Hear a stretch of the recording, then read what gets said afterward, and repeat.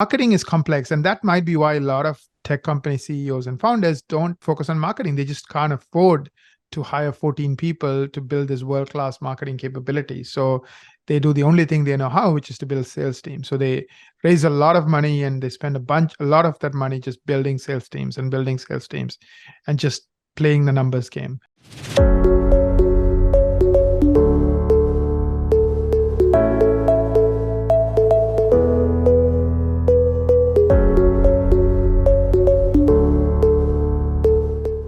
Welcome, everyone, to the Tech Business Roundtable podcast show. This is a podcast show dedicated to shining a spotlight on tech innovators, entrepreneurs, founders, and the compelling narratives behind the movements they've established. I'm your host, Ryan Davies, and I'm hosting today's discussion, Are Your Potential Clients Calling You? Inbound Marketing Secrets Explained, featuring our esteemed guest, Naren Raja. Naren, thank you so much for joining us here today. I'm super excited to be here, Ryan. I think we're going to have fun today. We're going to talk about some interesting things and just hopefully add a lot of value to our listeners today. I think so too. I mean, this is an area, it's you're a visionary leader and a serial entrepreneur. You've really transformed the digital landscape and been a guiding force for businesses that are seeking online success. Naren's the CEO of Equa.com and stands really at the forefront of innovation, wielding his expertise to empower business founders with cutting-edge solutions. And, I know you've not only shaped the trajectory of your own enterprises, but you've become a sought-after speaker. You shared your insights on stages around the globe. And how amazing is it we get the privilege today to tap into that wealth of knowledge and discuss, how you can really help transform the marketing for business founders and help get those all important inbound callers and inbound leads coming into them, right? So I'd love to kind of just sort of kick it off with a question around that. Talking about the goal of marketing, right? Convincing people to buy your product, or you can help people want your product. So what are the problems that you see, around marketing when an entire business is based off someone having to go out and convince people to buy their product? No, absolutely. I mean, I've been running tech businesses for the last, I guess, 16, 17 years. And we have 250 people in the different businesses that I'm involved in. And I have also a lot of colleagues. So I've been part of tech organizations, communities, so to speak. And I've known CEOs and founders who took businesses from zero to, $1 billion plus exits. And one of the things I notice is the number one problem they have is the cost of acquiring a customer. So if they are not, if they don't have an inbound machine to send them new customers, the cost of acquiring a customer is really, really, really high, because you have to hire an army of salespeople, and they're going to be calling on people who are not interested in the product. So for every 10 calls you make, you might get one person. So it's a big, numbers game. So like, for example, my cost of acquisition, I'll share my case study, is sometimes, 20% of acquiring a customer for my peers. So, I mean, when you have that kind of an advantage, when your cost of acquiring a new customer is a fraction of what everybody else is spending, now you can take that extra money and, make your product better, keep your clients longer, innovate, do other things. So I think that's the, number one benefit of, having an inbound marketing machine, because you don't have to convince people to buy your product. Rather, they are telling you, please sell me your product. Can I learn more? I'm interested. How can I get started? So the entire conversation is different. I know, Ryan, you have first-hand experience because you're part of, some of the things that we do with both Equa.com and Equa.tech. And, it's so much different, the conversations you have when the customers are calling you and they're booking an appointment with you and wanting to talk to you versus, when we are going after them. Yeah, I've been on both sides of that battle before, where it's, outbound cold calling, grinding to try. It is truly a grind, and then you're convincing, and you have to sell, and the trust level's different. The the authority that you hold is very different. And let's drill down a little bit more with Equa.com, right? So you've got an amazing, again, a digital marketing, a tech firm that really helps hundreds of healthcare practices with their marketing, but nobody's been called on. Not a single one of them is a cold call. They come to you, right? So what's been the tools and what's been your strategy to really, again, like you said, lower that cost to as low as 20% of what other people are doing in the industry? Absolutely. So some background, Equa.com is a marketing company that focuses on helping healthcare practices. So let's say dermatology practices, dental practices, get new patients. So we run their entire marketing for them. And like most marketing companies that go after the healthcare space, we did not, spend money on booths. We did not spend money on ads. We did not have a massive sales team. Literally, even with 200, total employee count, only 2 of those 200 are in sales. The other 198 are in other areas but sales. So how did we build this large company with 2 salespeople? And the way we did it is because, like you said, people are calling us. So the good news is, because we are a marketing company, we started thinking about our own marketing very seriously. And what we realized is marketing is, simple. One is, people who have a need have to be able to find you. And then once they find you, you have to convince them that you are the right choice for them. That's it. Of course, the second part, convincing, you could argue is somewhat sales. But the first part, which is helping people who have a need that you can solve, finding you, that's marketing.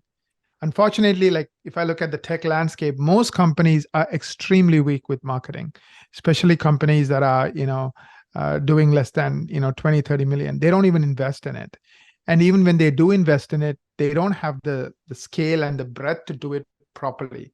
I mean, like, for example, like I said, of the 250 people we have, more than 225 are marketing people. So marketing is no longer simple where you have one master of everything doing it all, but rather you have different teams who are experts and specialists in various parts of marketing, and then you bring it all together. So you literally, now in our environment, we have 14 teams.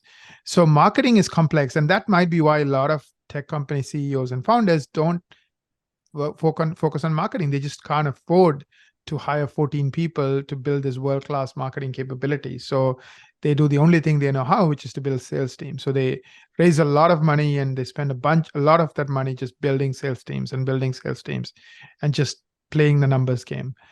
So the way Equa.com did it is, of course, with its own marketing, is, we built our own podcast. So we have a couple of podcasts, and they are like the wider end of the mouth of the funnel. So we made it useful to people. So our clients are practice owners. So we built a podcast specifically for dental practice owners. So those dental practice owners would come and listen to our podcast. And when they listen to the podcast, they are getting to know us. They are getting to know that we exist, what we do, and we have literally tens of thousands of people who know who we are and are familiar with us because our podcasts are very popular.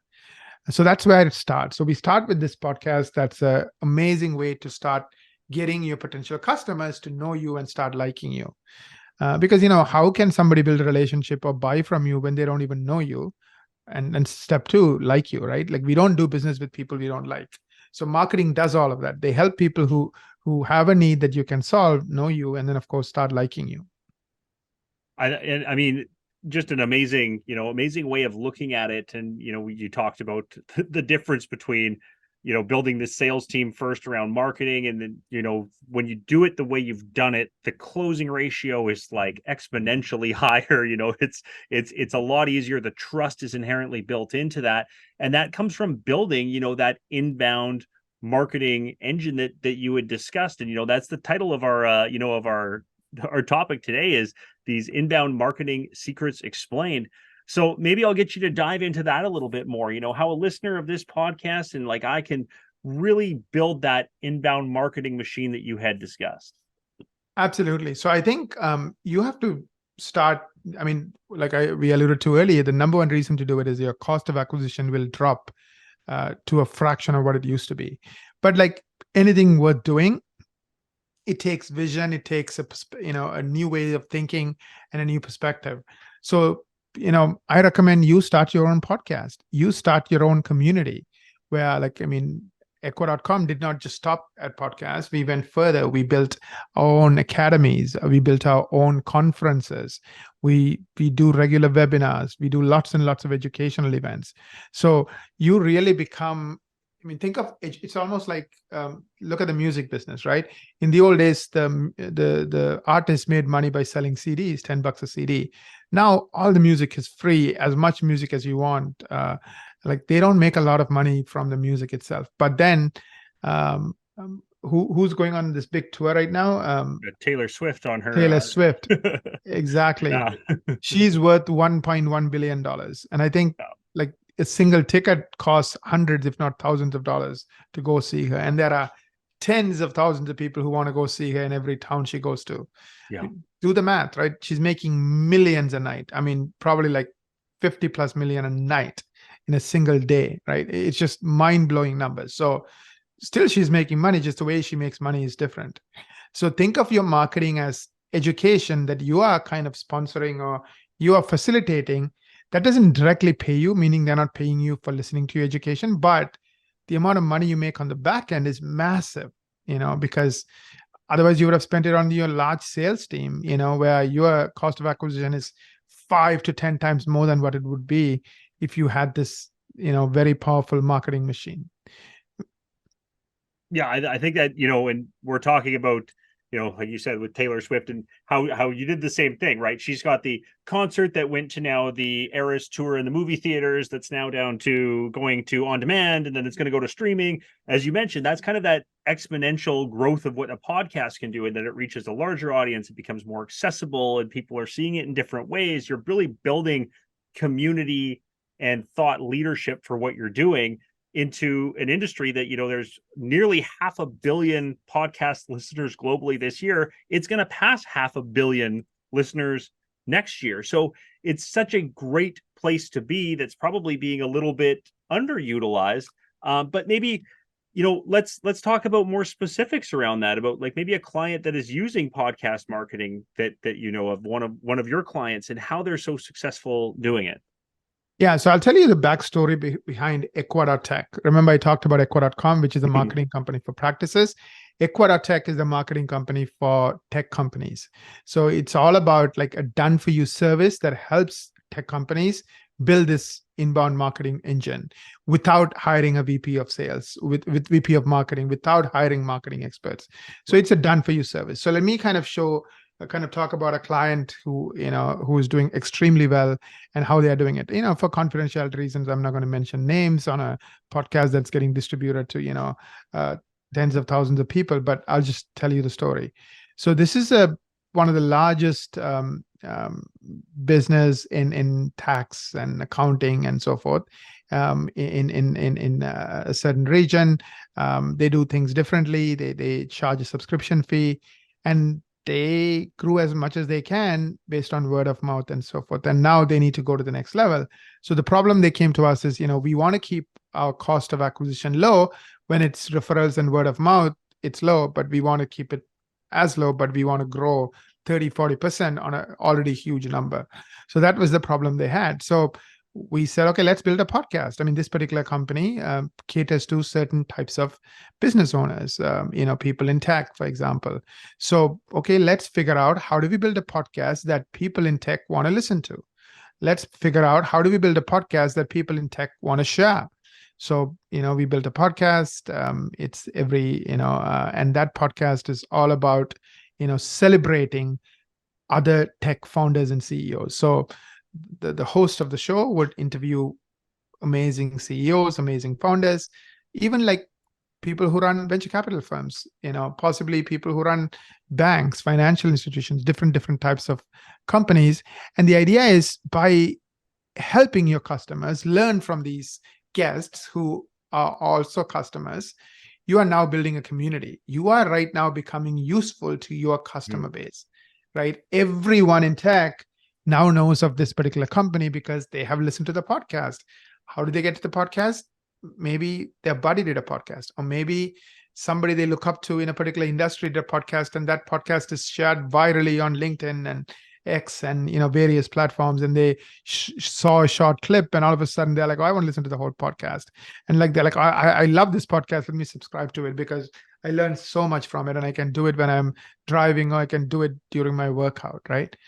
So it's an amazing way to really really start building your online inbound marketing engine at a really affordable cost. I mean, it's literally like less than like 1/4 of what you would pay a decent marketing person a month, and it's all done for you. So you don't have to hire a video person, you don't have to hire a graphics person, you don't have to hire a podcast marketing expert, you don't have to have any of these people. It's all like done for you. So it's a brilliant thing, and I didn't want to do this business, but like a lot of my colleagues are in tech, and they're like, we suck at marketing, and you run a marketing company for 20 years, and why aren't you helping us? So that's kind of how the whole thing got started. It's amazing. Yeah. And like you said, it's a great way to make their clients look great, and their thought leaders through the entire, through the whole process. And you're really speaking to such a defined audience, right? Like you're talking to people and being able to put this out there to listeners that are looking for this exact information, this exact leadership, and that style. So every hit Hollywood movie, has a formula. And I know in other podcasts, other things I've listened to you and other speeches you've done, you've kind of talked about, this Hollywood formula magic and how that sort of like applies to marketing. So maybe you could talk about that, about, what makes the Hollywood formula, what makes them hits, and how that kind of applies in this space. Oh, that's a great question. So, yeah, every successful Hollywood movie has a simple formula. Always there's a hero, right? Think of, Star Wars, right? Luke Skywalker, he's the hero. There's a villain, and of course, the villain is Darth Vader, right? Every successful movie will have a villain. And then there is a guide, that is Yoda, right? This godly figure, or however you want to call it, who's just behind the scenes and who's just helping you through this. And then what happens is the entire movie is the hero's journey. The hero loses, is not only fighting the external villain, he's also finding an internal villain, which is the doubt, the self-doubt. Can I do this? Am I good enough? All these fears and thoughts we all have. And then in that hero's journey, he struggles and struggles against the villain, the internal and the external villain. He almost loses, and then he slightly wins, and he almost loses, slightly wins, and we go back and forth and back and forth and back and forth, and eventually the hero wins. And that's the story that all of us identify with. And that's why every successful movie has the same formula. Take the top 10 all-time highest grossing movies, the same formula. Like, it's just the same thing, right? Because think about it, what's happening is when we are sitting in that movie theater and watching that movie, we identify ourselves with Luke. We are the Luke. We are the ones with all these doubts. We are the ones struggling. We are the ones, failing and failing and failing, and then finally succeeding. So because we can identify ourselves with it, we love that movie, and we watch it again and again and tell our friends about it, and we just can't stop watching it. So everyone who's in Hollywood, from Steven Spielberg, who's successful, figured out that storyline and that components of the story, the villain, the hero, the guide, and then they put it all together, and they create this massively successful movies. Now, you can take that same concept and apply it to marketing, right? Because if you think about it, the mistake that businesses make when they do marketing is they think they are the hero. They are not. They are the guide. They're not the hero, and they're not the villain. They are the guide. The hero is the customer, right? So another company that does this amazingly well is Nike, right? What did Nike do back in the 80s? I'm sure many of you have seen the movie about how they signed Michael Jordan that came out recently. They realized they can sell sneakers to African-American kids, and they just needed a hero that these kids would look up to. They found this skinny kid who was not proven, like nobody was even thinking of, called Michael Jordan, who was just starting out, but he had this will to win. He would do anything to win. And they realized by piggybacking on his story, like making him the hero and celebrating him, they can sell a lot of sneakers, right? So they did crazy things that were unheard of in marketing. They didn't think of ads or anything. They didn't have any money. They were a company that was doing $1 billion in revenue. If you watch that movie, when they signed Michael Jordan, and they just, they just celebrated him. They made it, even the Air Jordans were like controversial. It was red because they wanted to stand out and everybody to notice. But every time you wore red, you would get fined. So they're like, of course, every time you get fined, it gets written about in newspapers, right? Of course, $40,000, whatever fine back then, it was a lot of money, but it was still a lot cheaper than, buying coverage in every newspaper and every TV in every town because they're doing something crazy, right? And every time he scored, they celebrated it. They made a big deal. And of course, every kid wanted to be like Michael. So how do you be like Michael? You buy a Air Jordan. So they would work 6 months, save up the money, and buy that Air Jordan. Of course, now Air Jordans are a massive brand. I think they expected to do 5 million in sales, but they ended up doing, if I'm not mistaken, like 200 million or some crazy, 140 million, crazy number in the year one. Mhm. It just blew everything away. It's just totally different marketing, right? So the goal is to celebrate someone like the customer, in this case, Michael Jordan, and make him a hero. And you be the one that who's like the guide or who's kind of standing on the side. Even if you think about their commercial, right? They never talked about their shoes. They never talked about what's in the shoes. They never talked about the tech, nothing. It's all about celebrating Michael Jordan. And the more people identified with Michael Jordan, the more Air Jordans just sold out, sold out, sold out, sold out. That's all they needed to do. Just find someone who the customer wants to be like and celebrate that person. So podcast marketing is a great place to do that. And I think I already shared this example of this one client we are working with. That's exactly what they're doing. They're celebrating their customers. And also because the world we live in, TikTok, Instagram, X, you name it, these things are getting shared like crazy. The videos, the content, they all get shared, a lot. And the more they get shared, the more people, are curious about this company that is part of that journey in helping that particular business go from 0 to 20 million or 10 million to 30 million, whatever the number is. And they're like, I want to be like Mike, so I'm going to also sign up with the same, firm that they are using. So that's the entire psychology behind it. Of course, there's more to it. There'll be webinars and events and educational content and so forth, teaching people about the topics you are the expert in. But that comes later once they already like you and trust you.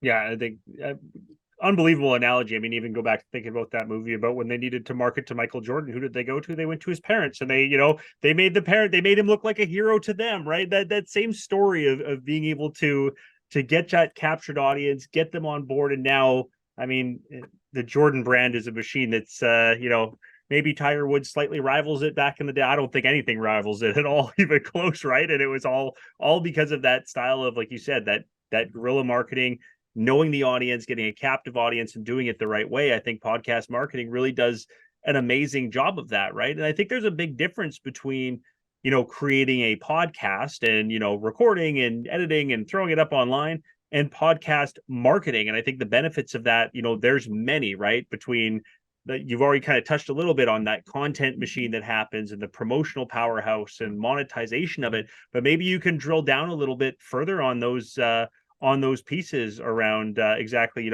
those big benefits that podcast marketing brings to the table. Absolutely. And just touching on Phil Knight, I was just Googling Phil Knight's net worth, right? He's worth $42.6 billion, right? $42.6 billion.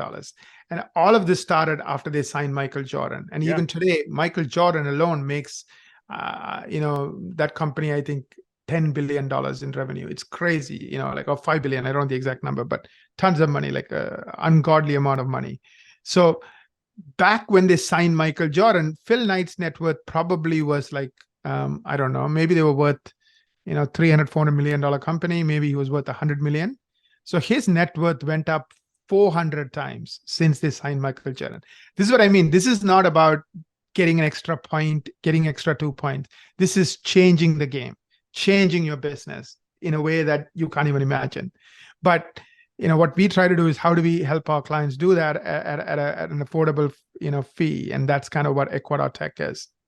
But coming back to your question, so your question is around, can you repeat that question again? Yeah, just around like the other benefits of that podcast marketing brings to the table, right? Like when you're podcasting, it's a pretty simple concept, hey, record and do that. But as you mentioned, there's certain magic that goes into creating content and how to post that and promote it and monetize it that really changes the game from podcasting to podcast marketing. Yeah, absolutely. So the way other benefits are, like, for example, this particular client we are working with, we create shorts. So for example, he interviews this amazing CEO who did this unbelievable thing, and there's 2 or 3 things he said that are like, wow, amazing. So we create a short, we share it on X, we share it on LinkedIn, we share it on YouTube, and it goes viral because it's so compelling and other entrepreneurs see it and the algorithms pick it up. And before you know it, the numbers go from hundreds to thousands to tens of thousands, right? So all of a sudden, you are creating a way to create content that is shareable, that's viral. So that's a massive benefit. Most of our information is coming from LinkedIn, it's coming from YouTube, it's coming from X. It's not coming from the traditional media. It's not coming from salespeople calling and telling us stuff. It's not even coming from ads because most of us are so desensitized to ads. So this is an amazing way to get in front of your potential customers. And remember, who else is going to watch that CEO? It's a fellow CEO who's your customer, right? Or for example, let me use another example. So let's say you are running a company that sells something to IT shops in hospitals, right? I'm making it up, right? So of course you run a podcast that people who work in IT in healthcare settings want to listen to. All of a sudden you bring in the people who are like them and you celebrate them, talk to them. What are they doing? Because now they are wanting to learn from what this other guy who's running a IT shop at a 500-person hospital doing that I can learn from, or vice versa, right? So you make them heroes. So you can build a community around anything. Think of your podcast like having your own TV station. In the old days, you needed like 10, 20, 30, 40 million dollars to open up a TV station. Now you can do it, or in the case of Equator Tech, with the help of Equator Tech, all done for you at literally like the cost of, less than 1/4 of a decent marketing person. Yeah, I think that's incredibly important to be able. Again, we're talking about ROI when we're talking about sales and revenue. That's what we want to look at, right? Is how to do that, and just I love that analogy and that comment around the fact of you're building a community, you're building strength, you're strengthening those partnerships and relationships too with your current clients, and to that effect, right? Like if you've got these really strong relationships, you're bringing guests, you're spotlighting them, you're bringing them new clients, they're not going anywhere. You've locked them in too, right? So you've really, your retention goes up, your ability to attract new clients goes up.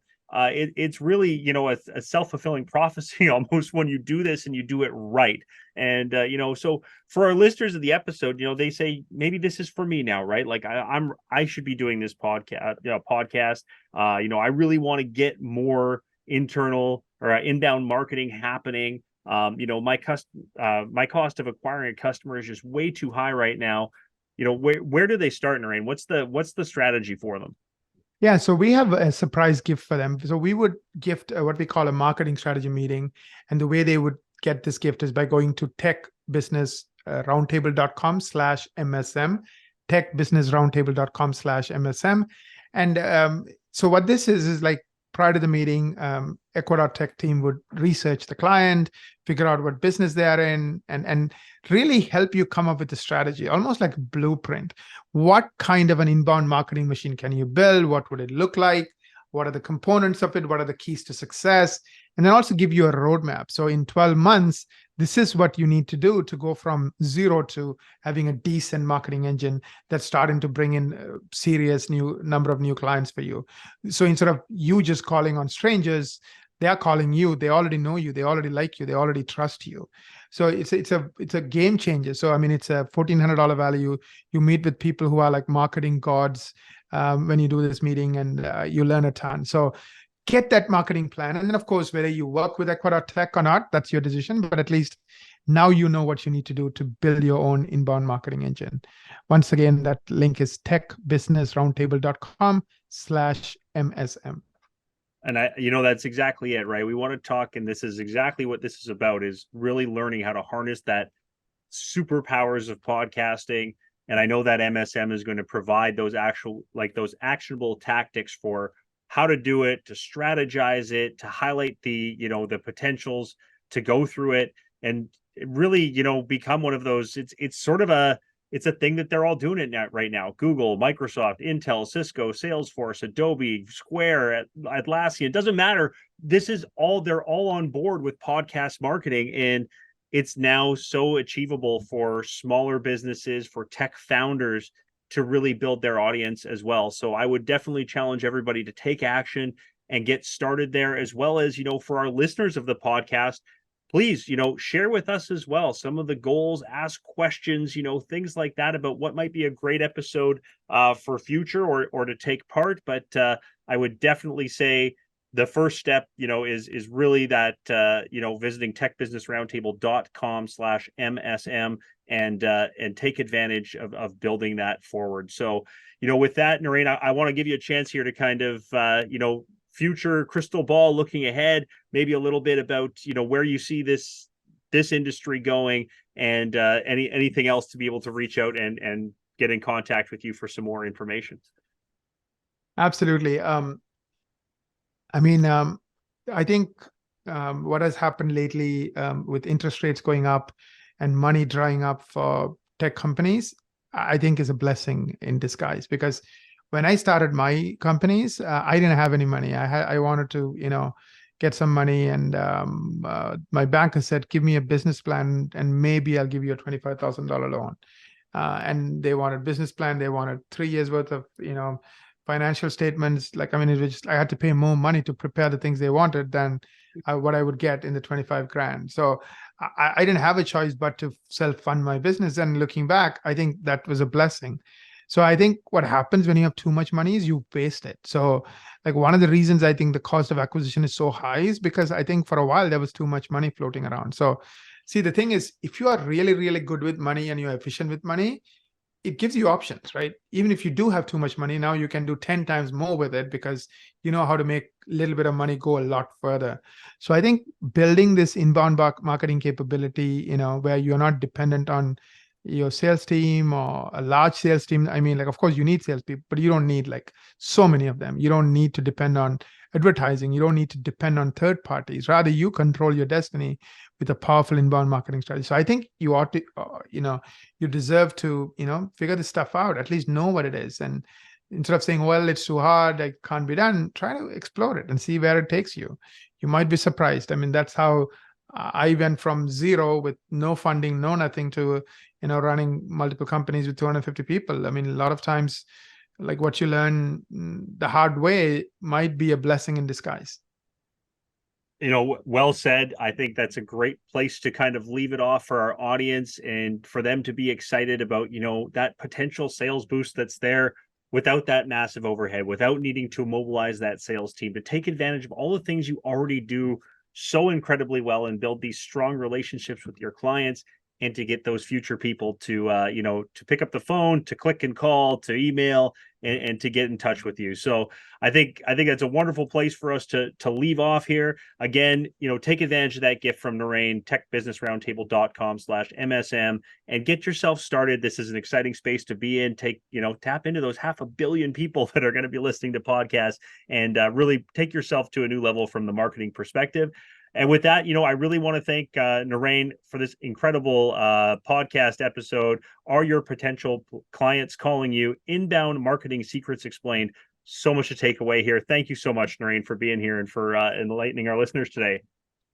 Thank you so much, Ryan. I really had fun, and hopefully, if you find this valuable, definitely take advantage of that marketing strategy meeting, and and see where your marketing can go. Have a wonderful day. Absolutely. Thanks so much. And I want to thank our listeners as well. We can't do what we do without you. So until we meet again with another amazing TBR episode, I'm your host, Ryan Davies. Take care and stay curious out there.